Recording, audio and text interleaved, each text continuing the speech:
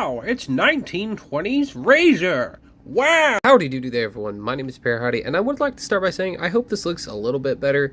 I just noticed that this has been like on a different filter this entire time, so I'm really sorry about that. Hope you're having a good day today, and welcome back to more Lorwyn Eclipsed cards that I thought were cool.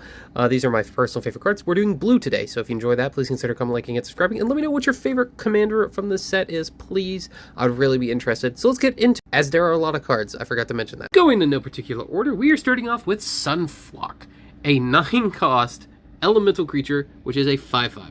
This card costs X less to cast, where X is the greatest mana value among elementals you control. When this creature enters, if you cast it, return all non-elemental creatures to their owner's hands.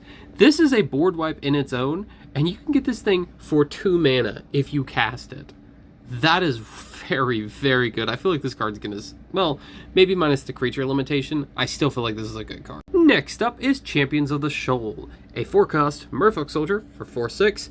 Basically, you behold it, merfolk exile it. When it enters or becomes tapped, tap up to 1 creature and put a stun counter on it. I feel like this card would work pretty good in merfolk decks, keeping your opponents kind of down from doing stuff, and I think this card is pretty cool.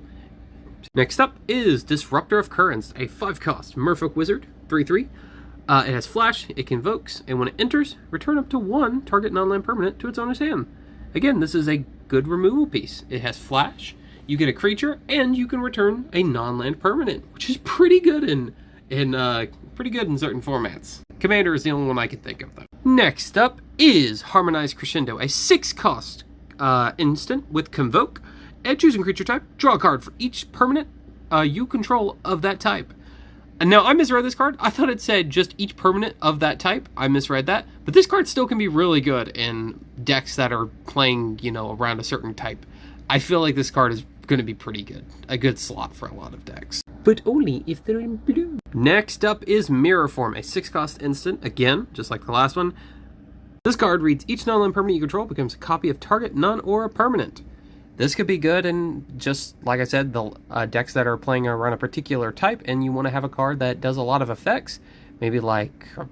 Can't talk today! Maybe like a card that has a big enter the battlefield effect or something. Either way, I think this card could be pretty good. Next up is Rimefire Torque, a 2-cost artifact, which reads, as this artifact enters, choose a creature type.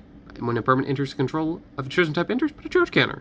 When it remove 3 counters from it, when you next cast an instant or sorcery this turn, copy it. You may use new copies. Another way to copy spells. Copying spells is pretty good in Magic, especially in Izzet. This is going to slot in very well. Got to do this really fast. Swat Away, a 4-cost instant, which reads this. This card can be pretty good because I feel like it's a good way to deal with interaction. That's all I've got. Have a good one, and I'll see you tomorrow. Later!